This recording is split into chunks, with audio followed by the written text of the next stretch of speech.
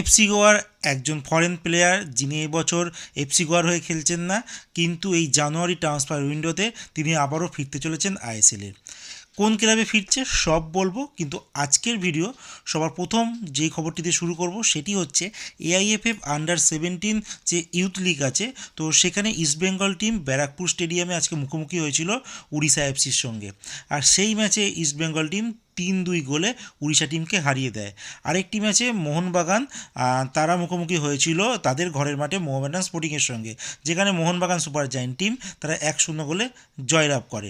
আর এখন লিগ টেবিলে যদি দেখা যায়, ইস্টবেঙ্গল টিমের আর মোহনবাগান টিমের সম সংখ্যক পয়েন্ট রয়েছে, কিন্তু গোল পার্থক্য ইস্টবেঙ্গল অনেকটাই এগিয়ে, যার জন্য ইস্টবেঙ্গল এখন 1 নম্বর পজিশনে রয়েছে। আর অন্যদিকে ইন্ডিয়ান্স ওমেন্স লিগেরও আজকে ইস্টবেঙ্গল টিম ম্যাচ খেললো তাদের ঘরের মাঠে। তো মহিলাদের এই লিগে ইস্টবেঙ্গল টিম হোপ এফসি কাছে 1-0 গোলে হেরে যায়। এবার বলবো দলবদলের খবর, যেখানে আই লিগের ক্লাব শিলং লাজং এফসি তারা তাদের একজন ফরেন প্লেয়ারকে সাইন করেছেন। কার জায়গায়? তাকুতো মিকি, একজন জাপানি খেলোয়াড় ছিল, তিনি এই লাজং এফসির ক্লাব ছেড়ে দিয়েছেন। তার জায়গায় ব্রাজিলিয়ান একজন স্ট্রাইকারকে সই করেছে, যার নাম ডগলাস রোসা তার দিন, তাকে সাইন করে নিয়েছে এই লাজং এফসি।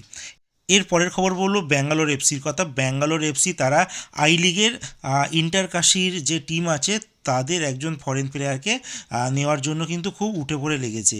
আর ব্যাঙ্গালোর এফসির যে বিদেশি খেলোয়াড় ইংলিশ একজন স্ট্রাইকার যে কার্তিস মেন, তার উপরে কিন্তু প্রচণ্ডই বিরক্ত ব্যাঙ্গালোর এফসির ম্যানেজমেন্ট। আর তার জায়গায় সম্ভবত ইন্টারকাশির মারিও বার্কো কিন্তু আমরা দেখলেও দেখতে পারি, বাট এখনও অবধি কিন্তু কনফার্ম কিছু হয়নি। বলে রাখি, এই মারিও বার্কো ইন্টারকাশির হয়ে 8টি ম্যাচে 3টি গোল করেছেন। এরপর যে খবরটি বলবো, ইকার গুয়ারৎসেনা এফসি গোয়ার একজন ফরমার ফরেন প্লেয়ার, আর এই প্লেয়ারটি আইএসএলে আবারও কামব্যাক করতে চলেছে। আর কেরালা ব্লাস্টার টিম তার উপরে ইন্টারেস্টেড দেখাচ্ছে এই জানুয়ারি ট্রান্সফার উইন্ডোতে তাকে সাইন করানোর ব্যাপারে। আর লাস্ট যে খবরটি বলবো সেটি হচ্ছে হরমিপাম রুইভা, কেরালা ব্লাস্টারের একজন খেলোয়াড়, সেন্ট্রাল ব্যাক।